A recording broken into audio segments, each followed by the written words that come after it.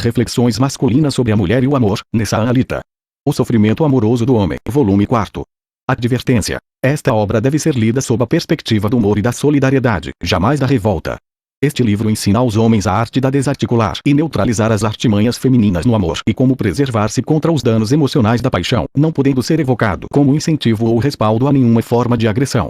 Seu tom crítico, direto, irônico e incisivo reflete somente o apontamento de falhas, erros e artimanhas, não significando respaldo quaisquer tentativas de causar prejuízos aos seres humanos. Uma coisa é desarticular os atos das mulheres que nos agridem no amor e criticá-las nesse campo. Outra coisa totalmente diferente é causar-lhes prejuízos. Esta obra não apoia a formação de nenhuma seita religiosa. As artimanhas aqui denunciadas, desmascaradas e descritas correspondem a expressões femininas, inconscientes em grande parte, de traços comportamentais comuns a ambos os gêneros. O perfil delineado corresponde a um tipo específico de mulher, aquela que é regida pelo egoísmo sentimental. O autor não se pronuncia a respeito do percentual de incidência deste perfil na população feminina dos diversos países. O autor também não se responsabiliza por más interpretações, leituras tendenciosas, generalizações indevidas ou distorções intencionais que possam ser feitas sob quaisquer alegações e nem tampouco por más utilizações deste conhecimento. Aqueles que distorcerem ou utilizarem-no indevidamente, terão que responder sozinhos por seus atos. Índice. Introdução. 1. Princípios e concepções originais que norteiam os trabalhos de Nessa Alita. 2. Os tipos de aprisionamento à mulher, segundo os centros da máquina. 3. A atração sexual na mulher. 4. Um pouco sobre abordagem e conquista. 5. Um grave erro que cometemos. 6. A agressão emocional da mulher contra o homem. 7. A obsessiva busca feminina pela continuidade do interesse masculino. Conclusões. Introdução. Há pouco tempo atrás, eu disse publicamente que não escreveria mais. Entretanto, a necessidade me obrigou a aprofundar mais alguns pontos dos livros anteriores que não estavam muito bem entendidos e precisavam ser aclarados. As dúvidas frequentes levantadas pelos leitores e as discussões com amigos e inimigos ideológicos evidenciaram a necessidade de mais um trabalho a respeito de como devemos nos portar em relação ao psiquismo feminino. Este pequeno e-book visa preencher algumas lacunas que restaram dos livros anteriores. Além disso, é também uma resposta às recentes provocações de Anne Sutherland que, à semelhança de Karin Salmanchon, em seu livro compara os homens a animais que devem ser adestrados e, ainda por cima, o faz de forma explícita e literal. Portanto, aqui estão mais alguns conhecimentos complementares que nos auxiliarão a desarticular as artimanhas manipulatórias femininas utilizadas para vencer o jogo da paixão, para nos adestrar e também para nos agredir nos sentimentos. Este livro, assim como os anteriores, não foi escrito para pessoas imaturas, inexperientes, que busquem concepções fixas ou que estejam à procura de alguém que lhes ordene o que fazer. Foi escrito somente para aqueles que pensam criticamente por si mesmos e que tenham ou busquem relações estáveis, e sejam, portanto, pessoas amadurecidas e adultas. Se você está procurando um corpo de doutrina para submeter-se, jogue este livro fora, pois ele não foi escrito para você. 1. Princípios e concepções originais que norteiam os trabalhos de Nessa Alita. Desde as primeiras versões dos livros, foi deixado claro e explícito que 1. A maldade e a bondade existem em ambos os sexos. Minha atenção sobre a maldade feminina é apenas uma questão de foco e de necessidade para estes tempos decadentes. 2. Não condeno as mulheres, mas sim suas atitudes e comportamentos nos dias atuais. 3. Minhas críticas se limitam às mulheres que tive a oportunidade de observar em minha vida, e não se estendem a todas as existentes, e portanto quem foi que autorizou qualquer incauto a concluir apressadamente que eu generalizo este ponto? 4. Os comportamentos femininos criticados por mim são, em sua maioria, inconscientes, portanto, a crítica visa sacudir as mulheres e chocá-las para ver se, quem sabe, alguma acorde e tome consciência. 5. A meta dos meus textos é ajudar os homens e não prejudicar as mulheres, pois as duas coisas são totalmente distintas e estão separadas. Somente misóginos e androfóbicos, misândricos espertinhos é que tentam confundir as duas coisas de propósito. 6. Devemos ter atitudes corretas e idôneas para que a razão sempre esteja do nosso lado. Isso vale não só para o namoro, mas também para as guerras ideológicas. 7. Estou a favor das coisas certas e não das coisas erradas, e não abrirei mão disso. 8. Não aprovo a maldade. 9. Não devemos ser maus e nem promíscuos, mas apenas adquirir certas características comportamentais que os malvados possuem sem, no entanto, sermos iguais a eles, pois o caminho que seguem é destrutivo para todos, inclusive para eles próprios. 10. Defendo a família, a fidelidade conjugal e a sujeição voluntária das esposas e filhos à autoridade do homem. 11. O homem tem a responsabilidade de exercer sua autoridade para o bem e não para o mal, e deve pagar duramente se utilizar de sua autoridade para cometer quaisquer abusos. 12. Devemos aceitar os defeitos das mulheres sem nos revoltarmos. 13. Devemos deixar as mulheres absolutamente livres para fazerem o que quiserem, apenas devolvendo-lhes as consequências de suas atitudes caso sejam abusivas. Devolução que não deve ser freada pelo medo do que poderá acontecer, nem mesmo de que um namoro ou casamento vá para o buraco. 14. Uma vadia é uma mulher que brinca com os sentimentos mais caros de um homem sincero e não as demais. É claro que existem homens vádios, mas me ocupo com eles apenas marginalmente. 15. Sou a favor do machismo consciente e esclarecido, e não do machismo irracional e violento, machismo dogmático extremista, o qual é uma praga abusiva que reforça o feminismo androfóbico misândrico. 17. Sou adepto do gnosticismo e minha concepção filosófica sobre o amor e a mulher deriva de minha religião, a qual aceita o Alcorão, a Bíblia e os livros apócrifos como regras de vida por serem mensagens dos céus. Nada disso é novo. Tudo está explícito nos textos desde o primeiro livro. 2. Os tipos de aprisionamento à mulher, segundo os centros da máquina. Ligação e afinidade no nível intelectual. Um homem se prende a uma mulher pelos centros da máquina. Se estiver preso a ela somente pelo centro intelectual, sentirá prazer em conversar com ela, em trocar ideias, mas sentirá pouca ou nenhuma atração sexual ou ligação romântico-amorosa por estar desvinculado da mulher nos centros motor instintivo sexual e emocional respectivamente. Aprisionamento no nível sexual. Pode dar-se também o caso de estarmos presos a uma mulher apenas ou principalmente pelo centro sexual. Neste caso, sentimos imensa atração sexual, mas nenhuma afinidade intelectual ou emocional com a mesma. A ligação se dará somente no nível do cérebro motor instintivo sexual, ao qual pertence o centro sexual. Os assuntos sobre os quais ela conversar serão para nós enfastiantes e até irritantes. Também não sentiremos nenhuma espécie de afeto ou sentimentalismo romântico. É este tipo de ligação que o homem normalmente procura com prostitutas e com as mulheres que lhe parecem altamente atrativas sexualmente logo à primeira vista, embora algumas vezes termine posteriormente se ligando emocionalmente a elas e se danando. É esta a ligação que há entre a atriz pornô e seus admiradores. É a primeira das formas de vínculo com o sexo oposto fantasiada pelo homem. Os filmes pornográficos pertencem a este tipo de vínculo. Os homens sonham prender as mulheres por este centro. Aprisionamento no nível emocional. Há ainda o terceiro e fatal caso em que nos prendemos à mulher apenas ou principalmente pelo centro emocional. É esta forma de ligação que conduz às tragédias, crimes passionais e às chamadas loucuras por amor, que as vespertinhas tanto apreciam. Ao centro emocional pertencem o romantismo e os afetos. Quando a ligação, ou o aprisionamento, ocorre neste nível, o homem tece pouca ou nenhuma fantasia pornográfica com o objeto de sua adoração.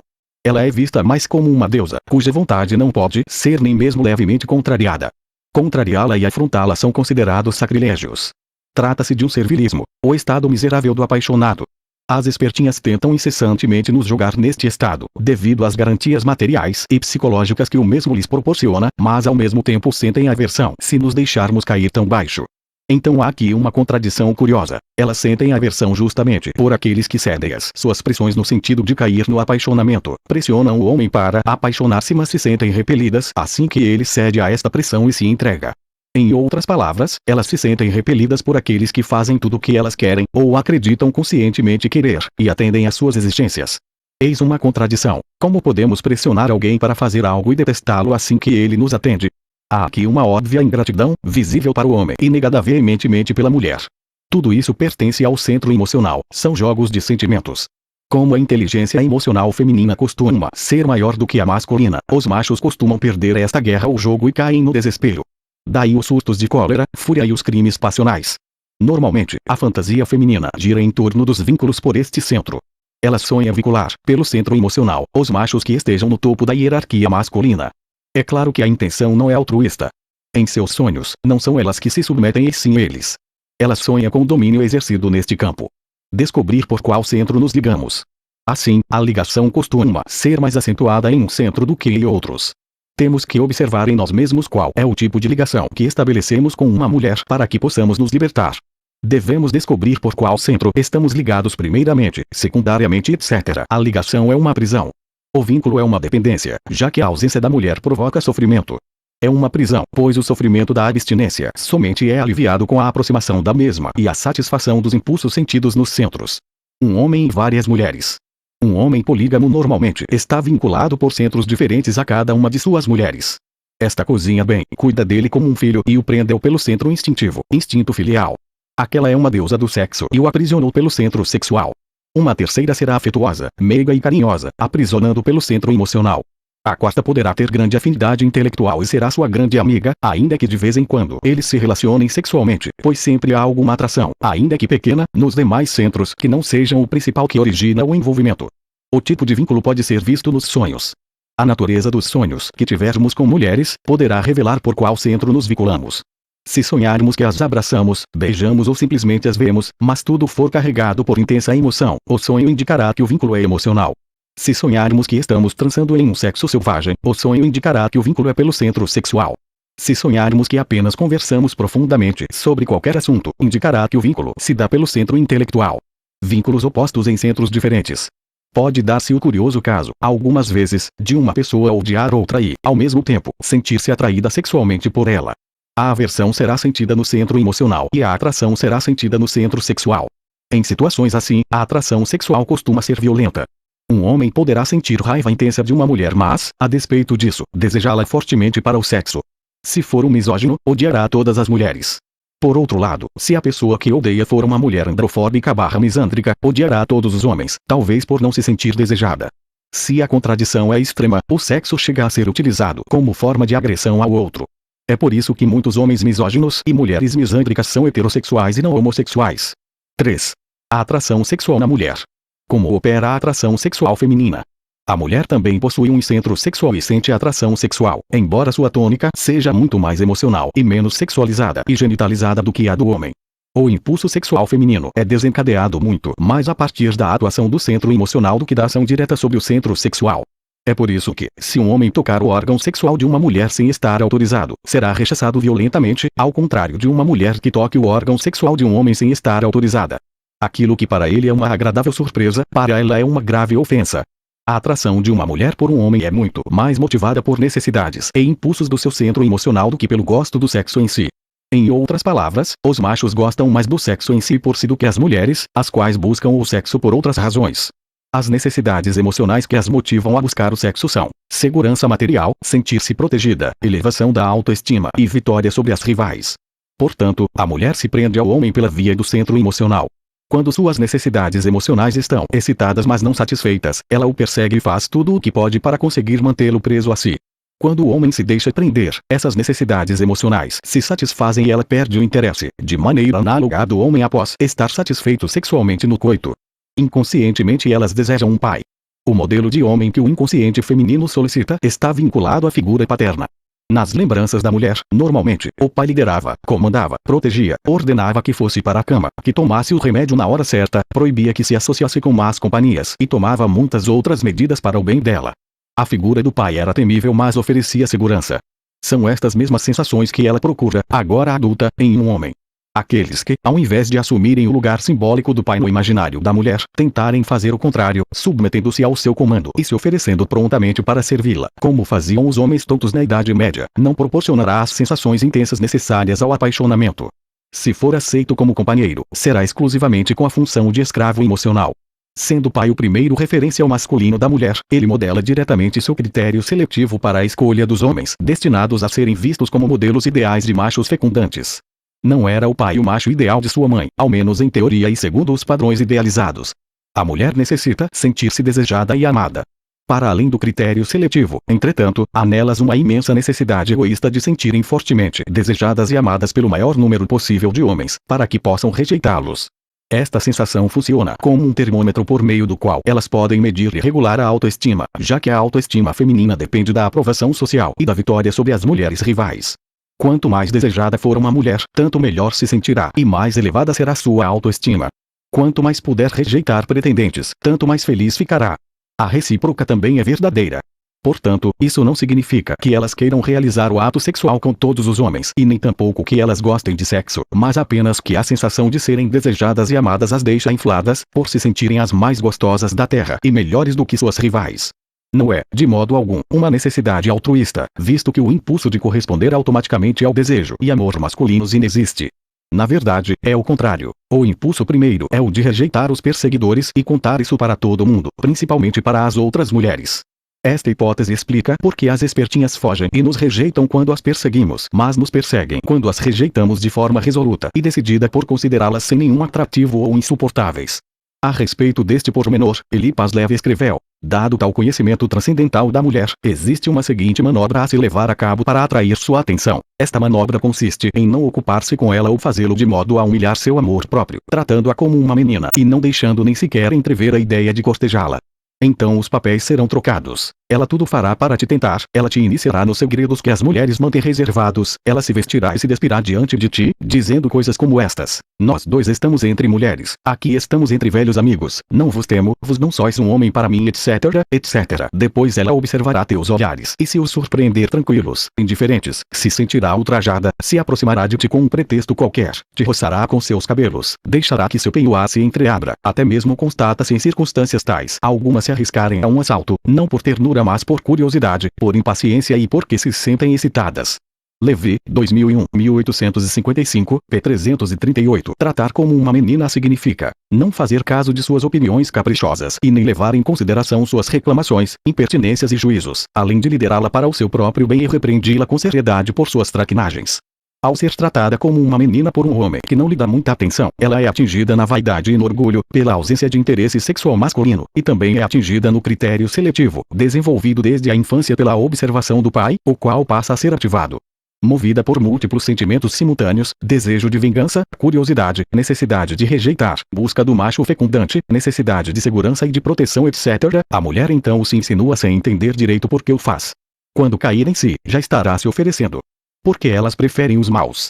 Os maus são preferidos pelos seguintes motivos. 1. Parecem ser, aos olhos femininos, mais fortes e mais masculinos do que os bons. 2. São mais inescrupulosos na arte de dissimular, mentir e enganá-las. 3. As impressionam exageradamente. 4. Permitem que as mulheres exerçam a função sacrificial e sejam vistas como mulheres que amam demais, apesar de serem maltratadas, e despertem piedade na sociedade. A predileção pelos temíveis se relaciona ao pressentimento de que os mesmos constituem bons protetores, uma vez que fazem as pessoas tremerem de medo, instinto feminino ancestral, pré-histórico, troglodita e animal. Recordemos, entretanto, que os temíveis possuem uma vida curta. Não recomendo que sejamos maus, mas que extraiamos o que há de bom neles em nosso benefício e que ocupemos o lugar deles no coração das mulheres. Os raros casos de perseguição sexual por mulheres é mais frequente que um homem aborde uma mulher com intenções sexuais explícitas do que o contrário. As mulheres perseguem e abordam um homem com intenção sexual explícita somente quando estão extremamente feridas nos sentimentos, mas nesse caso a motivação é emocional, muitas vezes até vingativa, e não a vontade de manter relações sexuais. Os casos em que as mulheres se lançam explicitamente sobre os homens, com intenções não dissimuladas de seduzir-los, são aqueles em que elas perdem o controle sobre si mesmas, devido à invasão por emoções inferiores relacionadas às suas necessidades. Em geral, é porque estão se sentindo vencidas pelas fêmeas rivais e desprezadas ou simplesmente ignoradas pelo homem que todas desejam. Esse fato as fere violentamente nos sentimentos. As garotas que se desmaiam em shows e arrancam as roupas dos artistas, bem como as insanas que querem arrancar a sunga dos dançarinos em clubes de mulheres para engolir o seu palos, apresentam uma motivação da mesma ordem. Esta hipótese explica por que elas fogem daqueles que as perseguem e perseguem aqueles que as rejeitam. Explica também por que elas perseguem aqueles que as rejeitam, mas fogem dos mesmos, assim que eles mudam de conduta e passam a desejá-las. A solução para lidarmos com esta contradição do inferno é sermos ainda mais fingidos do que elas são conosco, simulando não querê-las muito mesmo quando elas, motivadas pela perturbação emocional, estão se aproximando. Esta hipótese explica, ainda, por que a poligamia é mais frequente do que poliandria enquanto instituição socialmente aceita, pois as mulheres preferem aqueles que possuem várias e, quando um homem tem várias mulheres, elas ficam presas a ele por rivalidade. E mais, explica por que elas se prendem àqueles que somente praticam sexo selvagem sem nenhum traço de sentimentalismo e abandonam ou traem os românticos carinhosos. O homem que se mostrar interessado após a mulher iniciar sua perseguição, fará com que ela dê meia volta e tente fugir, na intenção de inverter os papéis. Por outro lado, o homem que se mostrar totalmente desinteressado, fará com que a espertinha também desista de persegui-lo, motivada pelo orgulho, ela dirá, não vou me rebaixar ou quem ele pensa que é. Entretanto, aquele que se deixar transparecer certa aceitação tênue, manterá a perseguição até o momento em que demonstre afetividade. Se mantiver-se no estado de aceitação desinteressada até o ponto de praticar sexo com ela, poderá prendi-la-se por tempo indefinido. Portanto, um homem que queira despertar interesse em uma mulher deve atacá-la corretamente na parte emocional e não parte sexual, como fazem os infelizes assediadores matrixianos desastrados. Os raros casos em que os homens são assediados não são motivados pelo desejo do sexo em si por si, e nem tampouco pelo amor, como todo mundo acredita, mas por outros motivos vários que se disfarçavam e se imiscuem na conduta amorosa e sexual. Esses motivos, sempre com uma tônica emocional, correspondem a intenções secundárias ao sexo e ao amor. Em outras palavras, as perseguições sexuais feitas pelas mulheres são motivadas por interesses ocultos cuja natureza é não sexual, tais como o desejo de obter dinheiro, desfrutar da fama, do destaque e do poder, o desejo de provocar inveja nas rivais, de sentir-se atraente, de ser o centro das atenções, de dispor de um escravo emocional, de obter pensão alimentícia, de vingar-se por algum desprezo, de conseguir garantias para a velhice, de ter o prazer de atrair e repudiar, de desfrutar da sensação de ser esperta ao enganar, e muitos outros interesses escusos. O amor não figura nesta lista ou, se figurar, encontra-se no último lugar. Porque elas gostam de ser lideradas. As atitudes femininas desmentem a ideia corrente e a afirmação das mulheres de que não apreciam a liderança masculina, inclusive quando exercida sobre a relação amorosa. Eis um dos motivos para tal gosto. É muito mais cômodo, seguro e agradável ser liderado, e poder atormentar o líder com críticas quando ele erra, do que liderar. Visto que o verdadeiro líder sempre lidera para os outros e não para si mesmo, ele não pode dar-se ao luxo de ser egoísta e de conduzir a liderança exclusivamente para o próprio benefício. O líder egoísta é rapidamente destronado e proscrito, pois não há liderança sem o apoio dos liderados. Há ainda outro motivo. Para ser líder, o macho deve destruir as oposições dos outros machos rivais, que também almejam alcançar o posto de mais desejado pelas fêmeas. Ao fazê-lo, demonstra ser superior aos inimigos e portador dos melhores genes da espécie. Um ser de intenções implícitas. A natural dissimulação inerente à mulher faz dela um ser que somente implicitamente exterioriza seu interesse sexual por um homem. Na esmagadora maioria das vezes, ela apenas enviará sinais implícitos que você deverá ser capaz de interpretar, sempre com risco de se tratar apenas de uma armadilha para escarnecer de sua boa-fé. Apenas muito raramente uma mulher demonstrará de forma explícita e inequívoca a atração sexual sentida. Não, meu amigo, ela nunca chegará até você para convidá-lo a dormir com ela. A espertinha nunca dirá quero que você me leve para a cama, senão em situações excepcionais e raras. Acreditar no contrário ou esperá-lo equivale a estar louco. 4. Um pouco sobre abordagem e conquista. Com o intuito de auxiliar os amigos homens a conseguirem parceiras com as quais tenham grande afinidade, e não de incentivar a promiscuidade, aprofundemos um pouco os temas da abordagem e da conquista. A maioria dos estudos voltados para este campo se destinam somente a ensinar os homens a conquistar o maior número possível de mulheres para fornicar e nada mais. Esta é a meta da maioria dos estudos sedutológicos. Ocupemos este campo para fornecer uma alternativa diferente, não para conquistar muitas mas sim para conseguir as melhores parceiras, ou, se preferirem, as menos piores, para uma relação estável. É lógico que, se formos capazes de conquistar uma mulher que nos agrade muito e com a qual tenhamos grande compatibilidade e afinidade, teremos uma tendência menor de sermos promíscuos do que se estivermos insatisfeitos com a companheira que temos ao lado. O impulso de possuir. Quando vemos uma mulher desejável, nosso primeiro e mais forte impulso é o de possuí-la imediatamente. Gostaríamos que ela se despisse naquele mesmo momento e se oferecesse totalmente a nós. Nada mais passa pela nossa cabeça. Somos tomados por uma espécie de sofrimento, o sofrimento da luxúria, que muitas vezes chega às raias do desespero. Ficamos cegos para todo o resto. Queremos apenas possuir aquela fêmea deliciosa. Queremos entrar nela, nos unir, estar juntos, nos fusionar e desaparecer dentro daquele corpo maravilhoso. Sabemos que este sofrimento somente será aliviado se a possuirmos, caso contrário, a insatisfação nos acompanhará por um longo tempo, até que esqueçamos aquela mulher completamente. É justamente este impulso irrefletido que atrapalha tudo. Um primeiro erro. Movidos por este impulso, manifestamos imediatamente a nossa intenção. Deixamos transparecer o que estamos querendo. Perdemos o controle sobre nós mesmos e nossos atos não nos pertencem mais, se tornam autônomos. Este é o nosso primeiro erro porque surte o efeito contrário ao almejado, fazendo com que a mulher desejada nos veja como um simples assediador e nos considere, inconscientemente, um simples macho beta. Não estou recomendando que sejamos machos, alfa, desesperado por ter sido rejeitado pelas fêmeas. Além disso, seus objetivos inconscientes de ser amada e desejada já terão sido atingidos. Porque ela, que não gosta muito de sexo e nem de homem, precisaria se relacionar conosco se já estamos entregues e já nos oferecemos de bandeja. Para a mulher, a situação está resolvida, não há problema algum que precise ser resolvido e é esta a razão pela qual ela não manifesta interesse, já que a simples constatação do interesse masculino é suficiente para satisfazê-la. A espertinha pressente que o burro estará amarrado à árvore e que poderá encontrá-lo sempre que quiser, sente que o cachorro sempre virá quando os dedos forem estalados. Na maioria das vezes, a mulher e o homem não estão conscientes deste processo e apenas agem e reagem automaticamente, por instinto. O que deveria ser feito? Obteríamos melhores resultados se, ao invés de escancararmos o nosso interesse sexual brutal, simplesmente despertássemos na mulher algum interesse por nossa pessoa e somente muito depois, após este interesse haver se fixado, a abordássemos. Aqui começa o problema. A cegueira luxuriosa induz ao erro. Diante da mulher desejada, o homem tomado pela luxúria não encontra outros caminhos além de lançar-se sobre ela com o fim de obter a cópula da maneira mais rápida, objetiva e direta que lhe for possível. E é justamente este desespero por encurtar o caminho que estraga tudo. O homem em tais condições não quer violar a mulher. Ele acredita, em sua loucura passional, que já está sendo correspondido ou prestes a ser correspondido, quando na verdade está causando repulsa crescente. Se ele insistir nesta insanidade, logo estará cometendo assédio sexual sem dar-se conta. Se a mulher em questão for uma vadia, mulher de mau caráter, insincera e que gosta de prejudicar o próximo, característica essa que não depende do número de parceiros que ela tenha, irá incentivá-lo mais e mais com comportamentos ambíguos para ter o prazer de prejudicá-lo no final. Se pertencer ao círculo das poucas pessoas honestas que existem na Terra, eliminará rapidamente todas as dúvidas do homem de modo que ele não possa sustentar mais esperança alguma. Infelizmente o primeiro caso é muito mais frequente do que o segundo. Direções em que elas não estão blindadas. O interesse da mulher é despertado pelo impressionismo correto. Impressionar, aqui, significa deixar uma marca, fazer-se notar, destacar-se e fazer-se lembrar. Deixe sua marca na imaginação dela, assim como ela faz com você.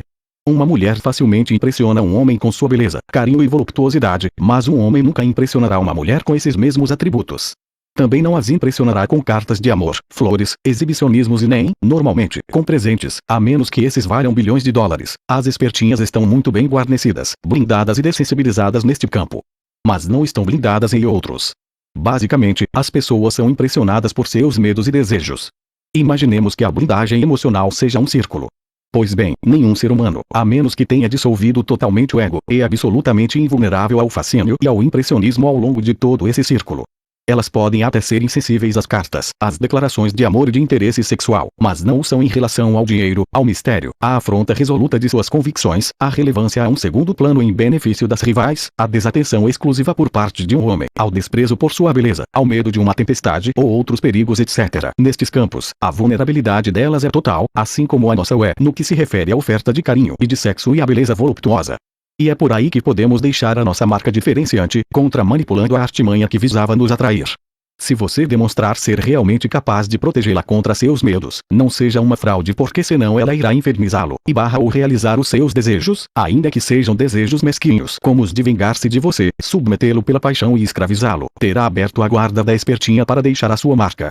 Quando não lhes damos muita atenção, as tratamos como meninas, isolamos-as de nosso contato, as repreendemos ou afrontamos suas convicções, excitamos-lhes vários desejos que as impelem em nossa direção por motivações mesquinhas.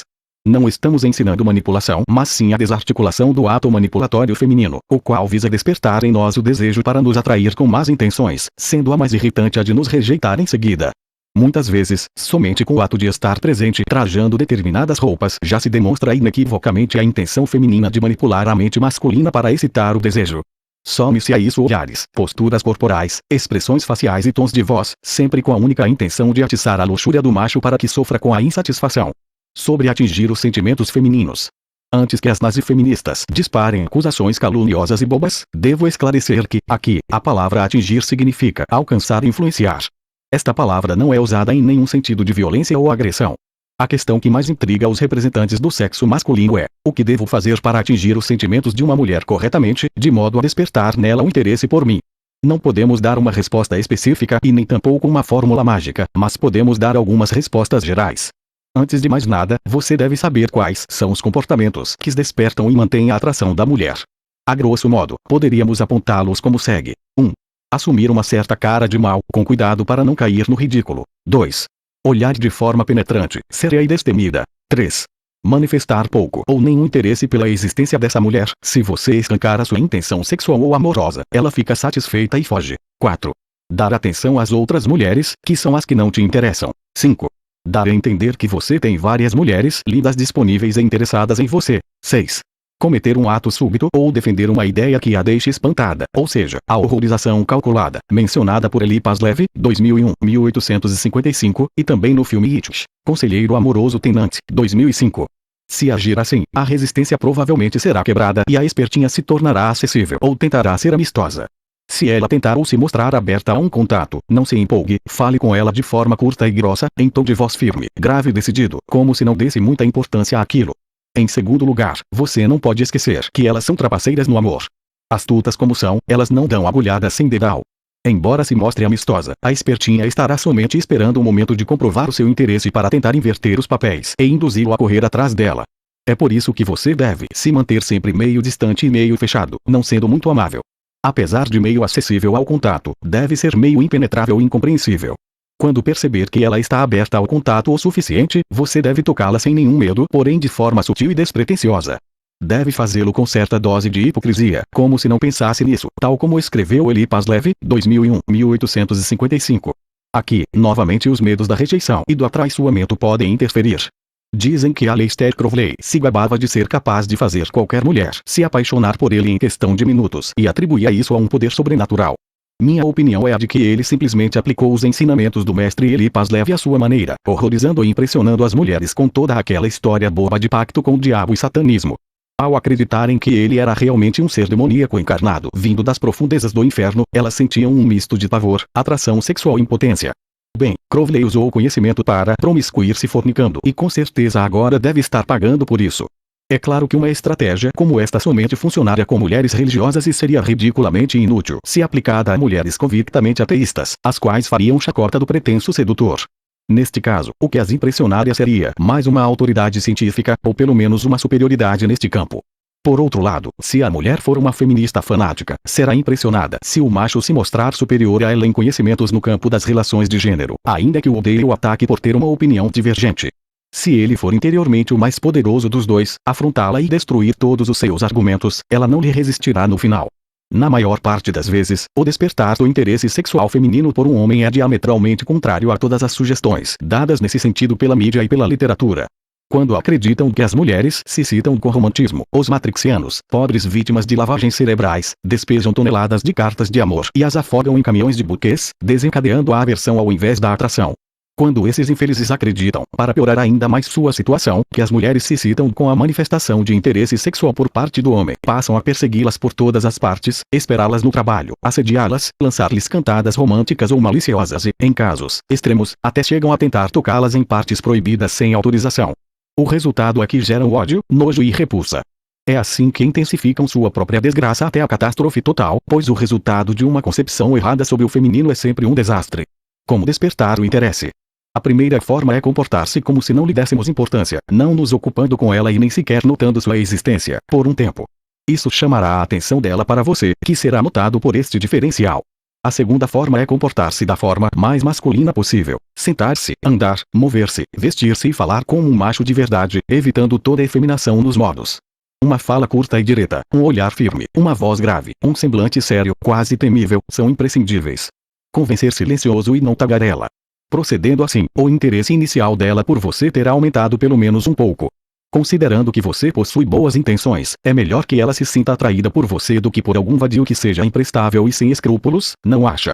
Então tome o lugar dele. Isso é legítimo e justo, pois você não quer prejudicá-la, ao contrário do vadio. O inconsciente feminino, por desgraça, considera os maus superiores aos bons e as impele irresistivelmente na direção dos primeiros. Se você não conquistá-la antes, fatalmente algum cafajeste irá arrebatá-la cedo ou tarde. Portanto, ignorar a existência, não dar muita bola e mostrar-se masculino são os primeiros caminhos para despertar a atração na mulher. Mas o trabalho não acabou aqui. Há ainda um longo caminho a percorrer até o nível da convivência. Perdendo o medo do primeiro contato. Se a mulher é anormalmente desejável, o homem vacila, receoso com a possibilidade de rejeição.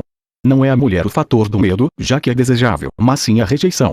Este receio impede o estabelecimento de um primeiro contato. A simples adoção de posturas indiferentes, técnica do homem durão, gera um pouco de atração, mas não basta. É necessário ir além, tomando a iniciativa correta de contato, em alerta para quebrar-lhe as defesas a qualquer momento. É importante lutar contra este medo do primeiro contato. Do contrário, todo esforço anterior é inútil. Elas preferem aqueles que não as temem. Quando um homem não aborda ousadamente, por medo da rejeição ou de uma traiçoeira acusação de assédio, uma mulher que lhe tenha enviado sinais favoráveis, esta supõe que a relutância se deva a um medo inspirado por ela, e não a prudência racional masculina contra consequências nefastas oriundas de atos de mau caratismo feminino, tais como atrair para rejeitar, atrair para acusar, atrair para ciladas, atrair para roubar e assassinar, etc. De fato, o poder que as mulheres possuem para prejudicar socialmente um homem não deve ser negligenciado, fato que justifica a prudência masculina. Ainda que a espertinha tenha enviado muitos sinais favoráveis ao interessado, poderá em seguida acusá-lo de assédio sexual ou simplesmente espalhar a notícia de que é perseguida. Poderá também manipular outros pretendentes contra ele, estimulando a rivalidade. São perigos como esse que impedem o homem bom de ser ousado na abordagem mesmo quando a mulher lhe interessa muito. No caso do interesse pela mulher ser realmente exagerado, haverá também o temor de dizer ou fazer algo errado que resulte em rejeição. É um temor que deixa a voz trêmula e paralisa as ações, como ocorre com lutadores que temem o inimigo ou com certas presas diante de animais caçadores. O medo paralisa e tolhe todas as liberdades de ação. Em nenhum destes casos é a mulher em si o elemento temido, mas sim circunstâncias a ela ligadas ou por ela provocadas. Entretanto, ainda que a mulher não tenha más intenções e seja uma boa pessoa, acreditará que o homem a temeu. Seu inconsciente reagirá então com desinteresse, considerando este homem fraco e medroso. Ou seja, se ousar, será visto como assediador. Se não ousar, será visto como um covarde. Teremos então um problema, duas saídas e um risco de fracasso em cada uma. O homem se torna então vítima de uma contradição. Se ousa abordar, se expõe a uma armadilha. Se não abordar, provoca o desinteresse. A solução parece ser tentar abordagens progressivamente ousadas a partir dos sinais favoráveis enviados, sempre pronto para reagir ao menor sinal de que se trate realmente de uma armadilha e sem permitir jamais que a mulher conclua que inspira medo. As mulheres rejeitam imediatamente um homem se acreditarem que ele as teme. Daí a importância de afrontá-las resolutamente, olhando diretamente em seus olhos, e de se assenhorear da situação. É exatamente assim que agem os cafajestes e playboys, com a diferença de que não são motivados pela força interior, mas sim pelo desprezo pela pessoa que querem seduzir. Se a mulher for exageradamente importante para você e o veneno da paixão houver-te contaminado, você estará sujeito a gaguejar, ficar mudo, dizer alguma besteira, ficar desconcertado ou apresentar uma fala trêmula, não por medo dela mas sim por medo de perdê-la. Entretanto, ela não será solidária nem um pouco com seu sofrimento amoroso. Ao invés disso, acreditará que é temida e te verá como um fraco. Portanto, seja ao telefone ou seja pessoalmente, temos que nos manter firmes, ainda que por dentro estejamos prestes a despedaçar, afundar e ruir. Procure vê-la e tratá-la como uma simples mortal e nada mais, um mero ser humano, e não como uma deusa que está acima de você nem tampouco como um demônio terrível altamente perigoso. Seja prudente, mas não tenha medo ou a perderá. Ir além do macho alfa. Ainda dentro desta fase inicial, sua masculinidade deve expressar-se de forma plena mas superior à dos machos alfa brutos.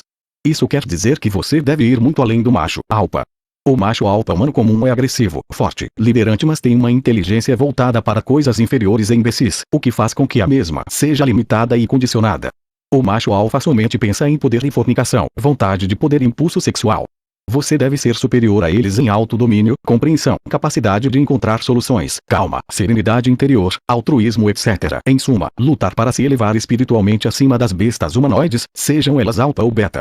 É o que Nietzsche ensina como sendo além do homem. Isso somente é possível por meio do chicote. Temos que amansar o animal bruto que somos por meio do látego da vontade. Mas não se esqueça, mulheres não sentem atração sexual por virtudes e muito menos por bondade. Também não sentem atração por intelecto. O que as atrai é o seu destaque social e sua posição na hierarquia dos machos. Se você for apagado, não despertará interesse. Se suas atitudes fazem um diferencial, então despertará. Como abordar? Quando a mulher começar a se incomodar com sua presença ou ficar diferente ao vê-lo, isso significa que chegou o momento de travar o contato, de abordar. Este momento poderá chegar após alguns poucos instantes ou poderá demorar horas, dias ou semanas. Ela começará a arrumar as roupas e a mexer nos cabelos, preocupada com a aparência. Gesticulará rápido e falará alto para ser notada. Fique calmo e não pule em cima. Controle-se e haja como se nada estivesse acontecendo. Então, mantendo a calma e a indiferença, trave o contato evidenciando um pretexto que não seja o desejo de aproximar-se. Trave o contato como se não quisesse travar o contato. Uma pequena convivência terá então sido instalada. Dali em diante é só aumentar a atração mediante um perfil lideraste e protetor. Mas lembre-se, se você satisfizer os interesses emocionais dela, ela se desinteressará. O interesse deve ser preservado enquanto a intimidade se estreita. Quando e como revelar a intenção? Há muita controvérsia. Meu parecer é o de que nossa intenção verdadeira somente deve ser revelada após a atração houver se firmado na mulher e jamais antes disso. Caso contrário, ela sairá correndo sem dó feliz da vida e te deixará minguado. Entendo também que a intenção explícita não deve ser revelada através de palavras mas sim de atitudes, como a de olhá-la fixamente e simplesmente se aproximar calmamente para beijá-la, sem negligenciar o estado de alerta para qualquer recusa. Nada de perguntar se ela concorda, se ela quer isso ou aquilo. O melhor é aprender a adivinhar o que ela quer ou não quer, por meio das ações e reações que constituem um jogo de sinais entre ambos. Se ela tentar enganá-lo por meio de sinais comportamentais contraditórios, atraindo para a conhecida armadilha de rejeitar ao ser abordada, esteja atento e se antecipe, rejeitando-a primeiro, para roubar-lhe a sensação de triunfo. É claro que, se ela tentou atraí-lo para uma armadilha, é uma vadia e não merece o amor de ninguém. Desmascare-a e procure outra menos insincera. Este conhecimento beneficia as mulheres. Espero aqui que as mulheres me agradeçam, ao invés de se enfurecerem, por estar lhes mostrando o ponto fraco por onde podem ser tomadas por sedutores mal intencionados. Ao conhecê-los, será muito mais fácil para elas se defenderem destas invasões do inconsciente. 5. Um grave erro que cometemos. Os infernos emocionais em que o ego da mulher nos envolve são possíveis por uma única razão: nosso fortíssimo desejo de que elas sejam como gostaríamos que fossem e nossa incapacidade de aceitar a realidade.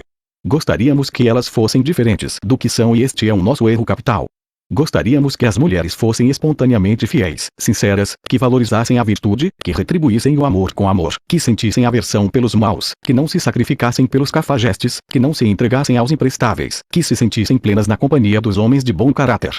Gostaríamos que elas recusassem sua virgindade aos playboys e que as oferecessem àqueles que as amam verdadeiramente.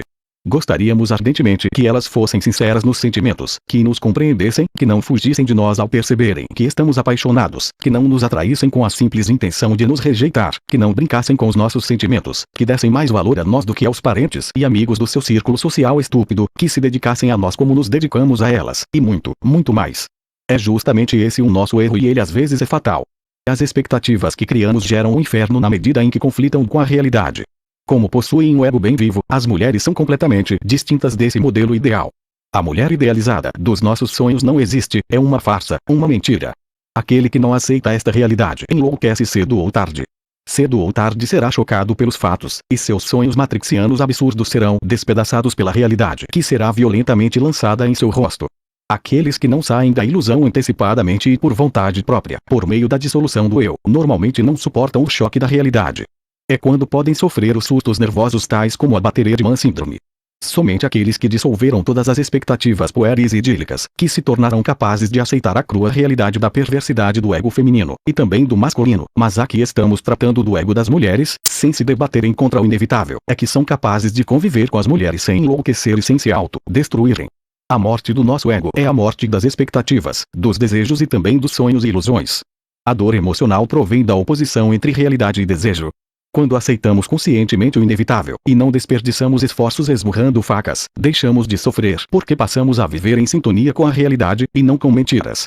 Os matrixianos, em sua desesperada tentativa de se evadirem da realidade, em geral optam por dois caminhos. 1. Insistem repetidamente na insana tentativa de serem felizes na paixão, repetindo os mesmos erros com cada mulher pela qual se apaixonam, vivendo assim de fracasso em fracasso. 2. Entregam-se à promiscuidade e à fornicação, para tentar afogar a consciência e anestesiar o coração dolorido. Quando um matrixiano é arrancado bruscamente da ilusão por um fato definitivo, como, por exemplo, um flagrante adultério, os choques destroem todas as suas defesas psicológicas. É a partir desse momento que eles cometem suicídio, assassinam a esposa ou se entregam ao álcool ou às drogas. Em suma, enlouquecem. A ilusão matrixiana nos é inculcada desde que nascemos. Todos ao redor, manipulados pelos meios de comunicação em massa, nos enfiaram na cabeça e goela abaixo ideias absurdas sobre paixão e romantismo. Crescemos embriagados com essa droga e nosso discernimento no campo dos relacionamentos afetivos se torna nulo. Entre os povos orientais e indígenas, esta doença mental não é tão frequente, os casamentos obedecem a outros princípios e eles são mais saudáveis. Portanto, se alguma espertinha está te fazendo sofrer, este sofrimento se deve a uma oposição entre os seus desejos mais intensos e ardentes e a realidade do psiquismo de sua parceira. Quanto mais você tentar forçá-la a se enquadrar nos moldes de sua expectativa, tanto pior ficará o inferno emocional. Você estará energizando os egos da parceira e fortificando a situação.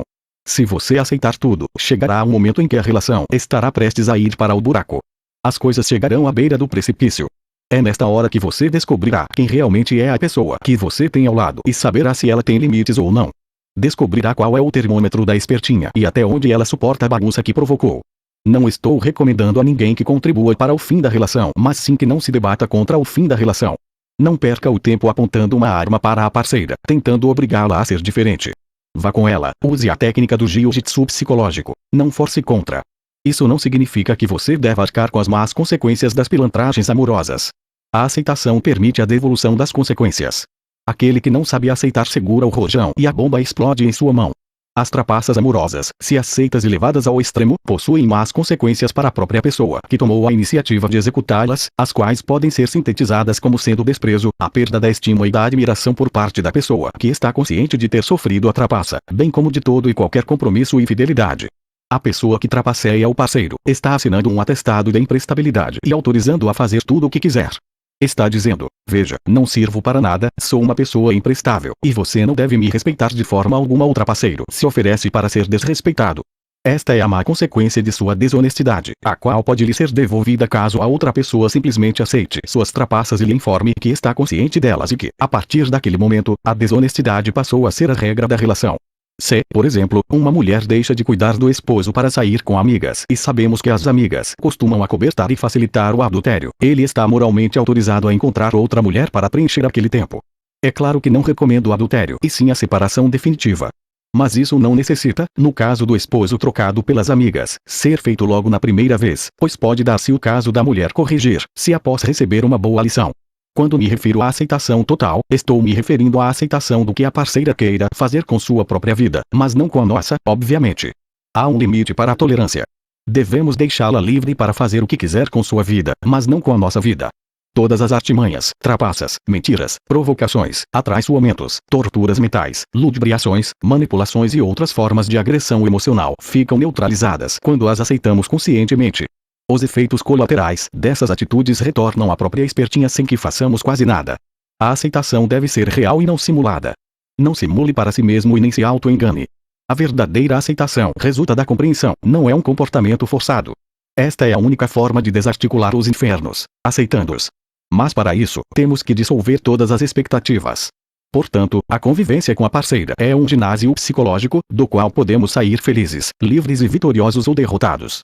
Nesse último caso, seremos levados ao hospício, ao cemitério ou à prisão. 5. A agressão emocional da mulher contra o homem. Porque elas provocam sentimentos duplos. As mulheres provocam em nós felicidade e tristeza alternadamente, porque sentem simultaneamente amor e ódio pelo homem. Trata-se de uma duplicidade de sentimentos na personalidade, semelhante à esquizofrenia. Conhecendo os nossos mecanismos sentimentais, elas proporcionam bem-estar, felicidade e prazer em alguns momentos, mas também fúria, ira, rancor e tristeza em outros, nos despedaçando interiormente. Aqueles que não suportam, surtam. O poder feminino de agredir os sentimentos. Segundo o senso comum, as mulheres seriam seres frágeis e indefesos, enquanto os homens seriam fortes e potencialmente perigosos. Haveria, assim, a necessidade de se controlar estes últimos por meio de diversos mecanismos legais para conter sua natural agressividade. Esta ideia foi inculcada nas massas pelos meios de comunicação. A mídia noticia constantemente casos de agressão doméstica, dando a entender que os homens agridem as mulheres sem motivação alguma e que estas últimas são suas vítimas naturais. Todo o histórico anterior de violência emocional cometida pela mulher agredida, nos casos em que tal violência aconteceu, é cuidadosamente evitado e escondido. O paradigma da mulher indefesa e inofensiva, aliado à ideia do macho perigoso e cruel, orienta estatísticas, artigos científicos e jornalísticos, filmes, novelas e até políticas públicas. Duvidar do mesmo e questioná-lo é uma heresia. Aquele que ousa escrutiná-lo corre o risco de ser mandado à fogueira. Realmente, o número de mulheres que são fisicamente agredidas pelos homens com quem vivem é alto e medidas para conter tais agressões são necessárias e urgentes. Mas o número de homens agredidos emocionalmente por suas esposas, namoradas e noivas é igualmente alto e sobre isso ninguém gosta de falar. Tratar das agressões emocionais das mulheres no amor é um tabu, causa grande mal-estar, mas tratar das agressões dos homens no lar é uma festa e todo mundo sempre está pronto a atirar mais uma pedra. Se é certo que homens que agridem mulheres física ou psicologicamente devem ser punidos pela lei, não é menos certo que mulheres que agridem homens da mesma maneira também devem sê-lo e com igual rigor. E aqui chegamos ao ponto de nosso interesse, porque ninguém cogita a punição das mulheres por agressões psicológicas no amor. Enquanto a maioria dos homens agridem as mulheres fisicamente, as mulheres costumam agredi-los emocionalmente. Embora existam muitos casos de agressão masculina totalmente desmotivadas e que não se justificam sob hipótese alguma, há também muitos outros casos em que esta agressão é consequência de um longo processo de tortura e infernização emocional perpetrado pela própria mulher. A dor emocional é real e pode atingir níveis insuportáveis, até o ponto de se perder totalmente a sanidade. É sentida no coração, mas seu teor qualitativo é de difícil apreensão e definição, já que vivemos em um mundo materialista que negligencia totalmente o aspecto psíquico da vida. A agressão emocional é perigosa porque pode destruir o sistema nervoso e ocasionar surtos de loucura como os da Bateman síndrome. As mulheres são especialistas em realizá-las porque possuem muito mais inteligência emocional do que os homens, os quais, em estado de surto, não visualizam outro caminho que não seja o mais primitivo de todos: agredir fisicamente e destruir tudo. O poder de agressão emocional costuma ser negligenciado, apesar de seus efeitos se fazerem sentir constantemente. Não há homem que não o tenha experimentado.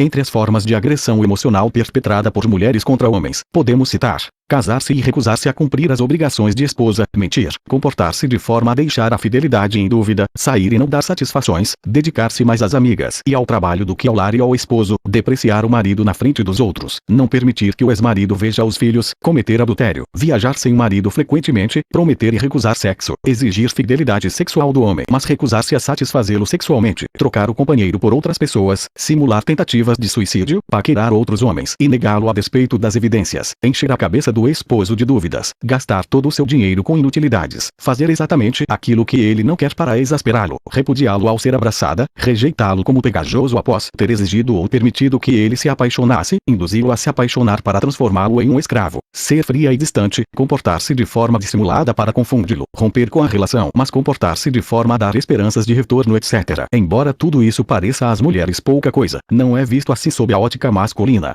Sob a ótica masculina, esse conjunto de enfermizações constitui algo grave e realmente origina crises nervosas violentas.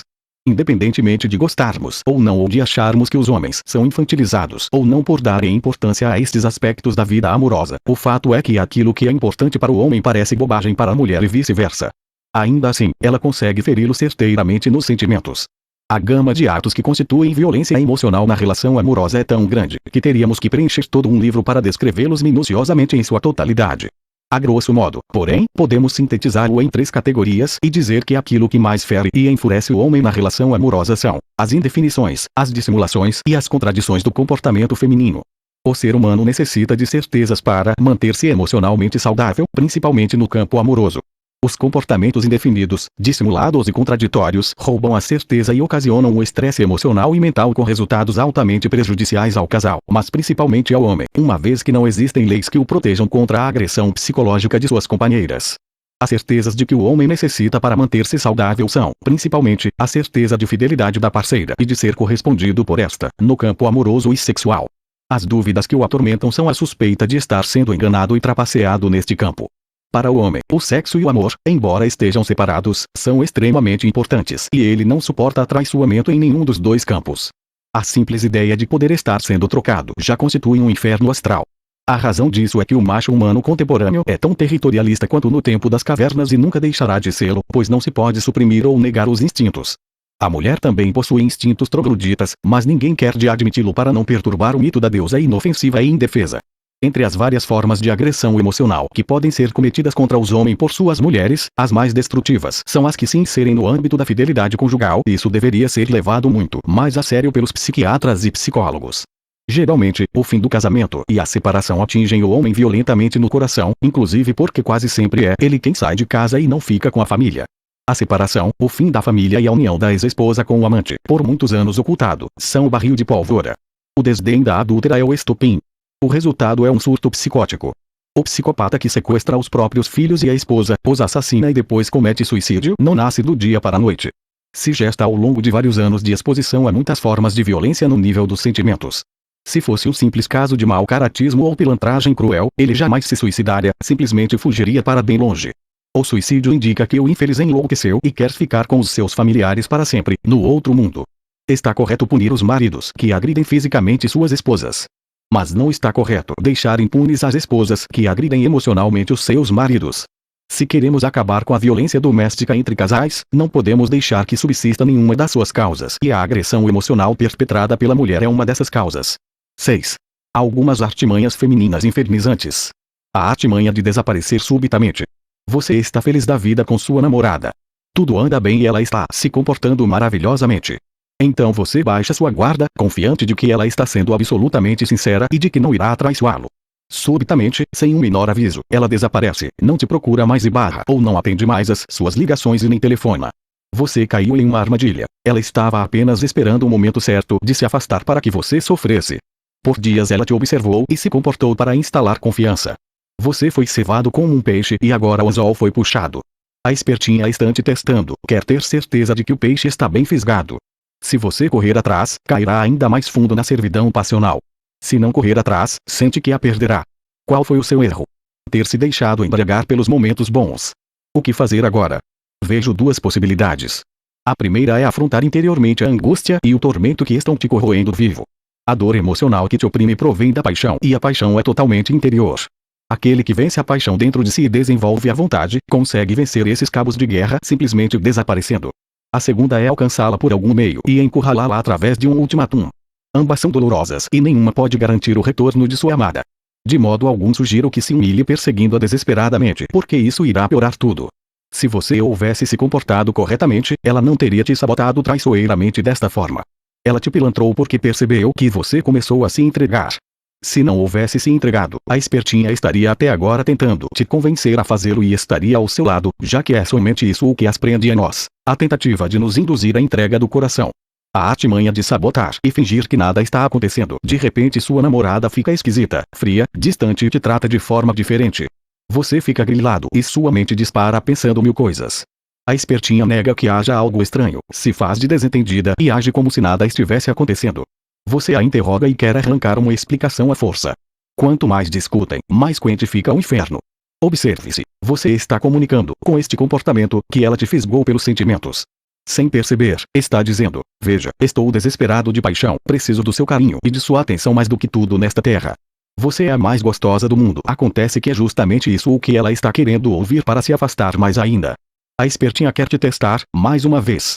Quer ver se você se perturba, se sente falta do carinho e da atenção. O que fazer? Eu, no seu lugar, simplesmente trataria a espertinha da mesma forma como ela estivesse me tratando. Haveria apenas uma diferença em meu tratamento. Eu seria um pouco pior do que ela. Ficaria ainda mais esquisito, distante, frio, indiferente e negaria tudo, devolvendo-lhe o inferno. Recusaria o inferno emocional que foi oferecido. Mas isso exige desapaixonamento e uma vontade poderosa. A artimanha de interromper as ligações repentinamente. Está tudo bem entre vocês e, repentinamente, ela, do nada, para de te telefonar. Está querendo testar sua paixão, quer ver se você fica ligando insistentemente feito um desesperado. Primeira solução: fazer o mesmo com ela, porém por muito mais tempo. Segunda solução: dar-lhe um ultimátum.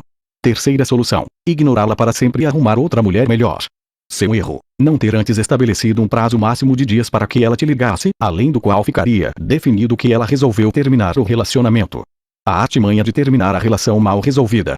Por serem ilógicas e contraditórias, a irritação da dúvida não as afeta tanto quanto a nós. Na verdade, parece mesmo é que as situações mal resolvidas e confusas as agradam. Sem dar nenhuma satisfação ou esclarecimento, e sem que nada de errado tenha acontecido, ela simplesmente se desinteressa e te deixa. Não há lógica alguma neste comportamento, aparentemente, mas há uma lógica oculta, inconsciente. Você ficará preso a ela justamente por não entender o que aconteceu. A interrogação permanecerá em sua cabeça. Isso fará com que você fique pensando na espertinha por muitos meses ou até anos, se perguntando e especulando a respeito. Intuitivamente, seu sofrimento é pressentido à distância, de uma forma que beira a paranormalidade. Não vejo outra solução para este inferno senão a presciência desta fatal e inevitável tendência. O homem deve se antecipar e permanecer continuamente esperando esta forma de traição emocional, que costuma vir cedo ou tarde. O único caso em que a mesma parece não se verificar é quando o homem já pressupõe tal abandono e o espera, ou então quando o homem está realmente querendo que a mulher vá embora para sempre. Mais uma vez, seu erro foi a paixão, o medo de perder-la, o desejo forte de tê-la para si perto de si. Se esta desgraça já houver te acometido, uma primeira alternativa, para os mais corajosos, é alcançá-la e dar-lhe um ultimátum. Ou você volta até amanhã ou não me procure nunca mais. Então a verdade a respeito dos sentimentos da espertinha ficará revelada e não restarão dúvidas. Mas não faça isso se não estiver preparado para o pior. Arrumar outra namorada ainda mais bonita costuma funcionar também, pois a espertinha concluirá que te avaliou mal e dispensou um cara interessante. Então poderá vir atrás de você de novo. Se houver possibilidade de que ela o veja com certa frequência, como no caso em que ambos trabalham ou estudam juntos, também será uma ótima oportunidade de mudar a conduta, mostrando-se diferente e interessante. Se você não quiser dar o ultimátum, então deverá agir como se nada houvesse acontecido, para devolver-lhe o inferno. Mas isso também é muito difícil de suportar. Em hipótese alguma, se torne um assediador e nem a persiga tentando arrancar respostas para suas indagações.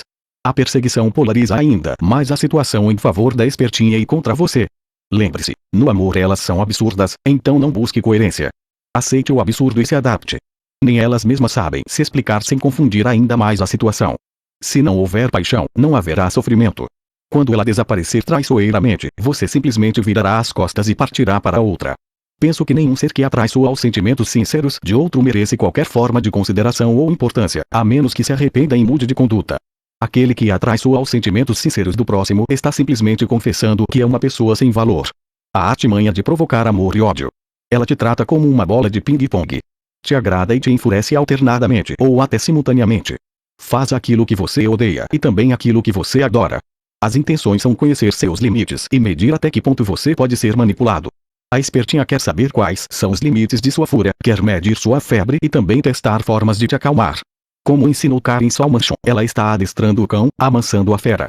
A solução: colocar-se além do bem e do mal, como disse Nietzsche, não se deixando manipular emocionalmente nem para a esquerda e nem para a direita, ser dono de si mesmo, não amar e nem odiar, transcender. Isso irá frustrá-la pois ela não conseguirá te conhecer. A artimanha de contrariar os nossos desejos.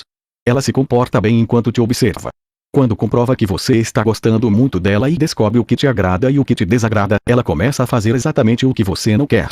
A solução: aceitar e incentivá-la a prosseguir fazendo exatamente isso até que ela entre em conflito consigo mesma. A artimanha de mentir. Ela diz coisas maravilhosas e você pressente alguma incoerência. O que ela está dizendo é bom demais para ser verdade. A solução: fingir acreditar na mentira e incentivá-la a mentir ainda mais, até o extremo. A artimanha de oferecer sexo e não dar. Ela enche você de esperanças, prometendo aquilo que você mais gosta, o sexo intenso. Se insinua e se comporta como se realmente fosse uma fêmea fatal, mas o faz somente nos momentos em que é impossível realizar de fato o desejo que acendeu em você. Quando finalmente aparece uma chance, a espertinha inventa uma desculpa e te deixa frustrado. A solução: não se empolgar com as insinuações e oferecimentos, ignorá-los e desmascarar a farsa antes que aconteça.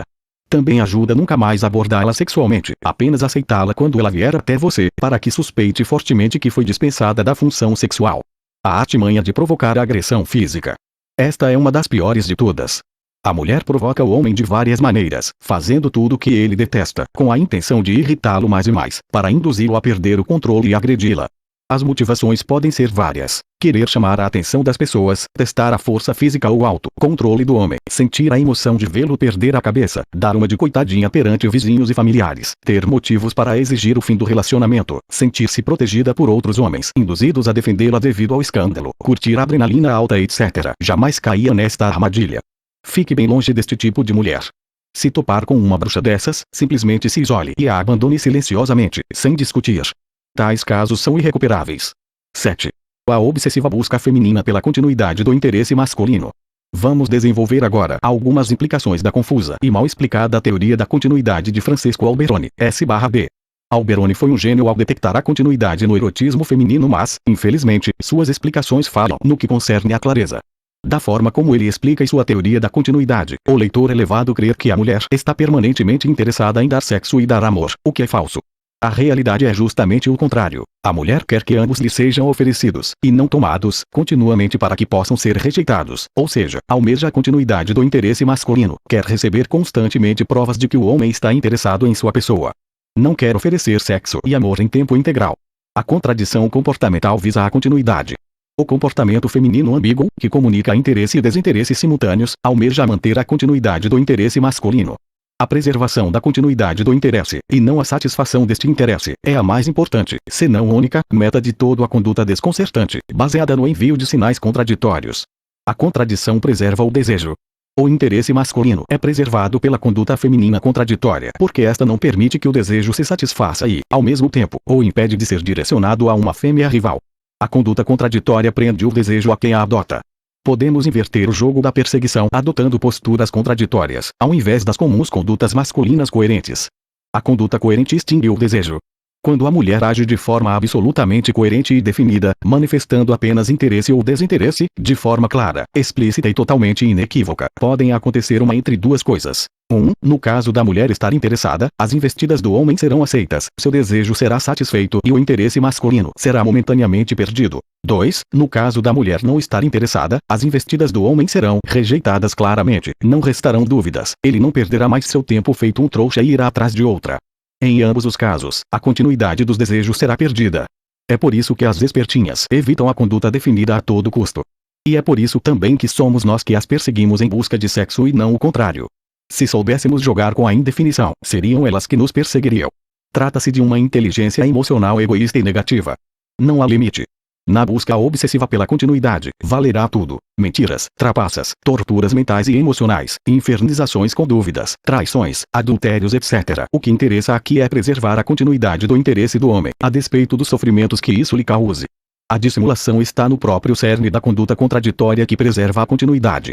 A continuidade buscada não é a do interesse por parte de um só homem, mas, preferencialmente, de todos os homens da terra, se isso fosse possível, para que todos pudessem ser rejeitados. Elas não querem transar com todos, mas querem ter o poder de rejeitar todos os que puderem. Mesmo quando rompem com uma relação ou solicitam auxílio da lei ou de homens para afastar um pretendente, ex-amante ou ex-marido obcecado, as espertinhas querem, no fundo, preservar a continuidade de seu interesse para alguma possibilidade futura.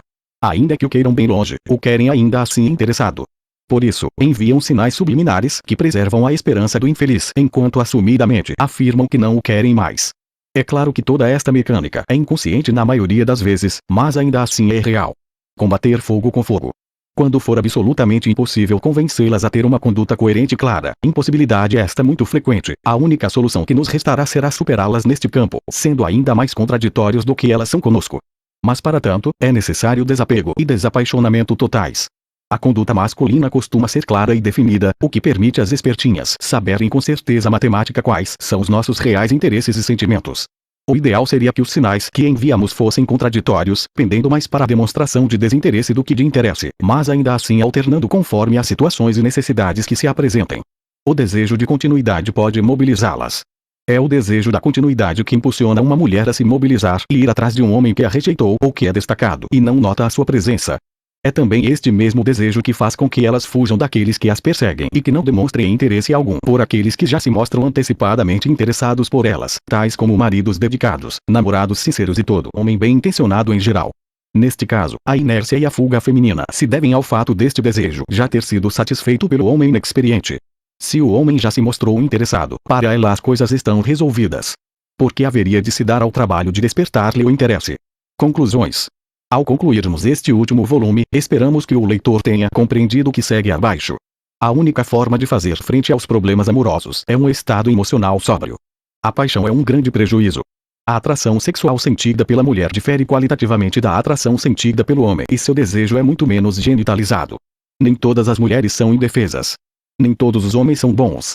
Nem todas as mulheres são más. O comportamento feminino é regido pelo desejo de continuidade do interesse masculino. Os sentimentos negativos prejudicam o homem em sua relação com as mulheres. A pequena margem do livre-arbítrio humano pode ser aumentada. As pessoas de ambos os sexos podem modificar-se quando decidem tomar consciência e reconhecer suas fraquezas. Não é lícito manipular o próximo, mas é lícito de desarticular suas tentativas de manipulação. Nossas observações sobre o feminino e o masculino não são válidas para todas as pessoas do universo.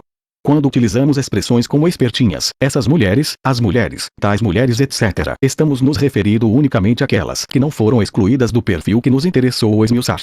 Não queremos criar nenhuma religião. Referências bibliográficas. Leve, Elipas, 2001.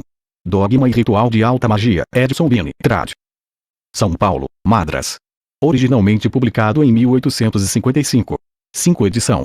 Alberoni, Francesco, sem data. O erotismo, fantasias e realidades do amor e da sedução, Elia Edel, trad. São Paulo, Círculo de Livro. Original de 1986. Filmes mencionados. Tenant, And 2005, Dir. Itch, Conselheiro Amoroso. Estados Unidos. Com Will Smith.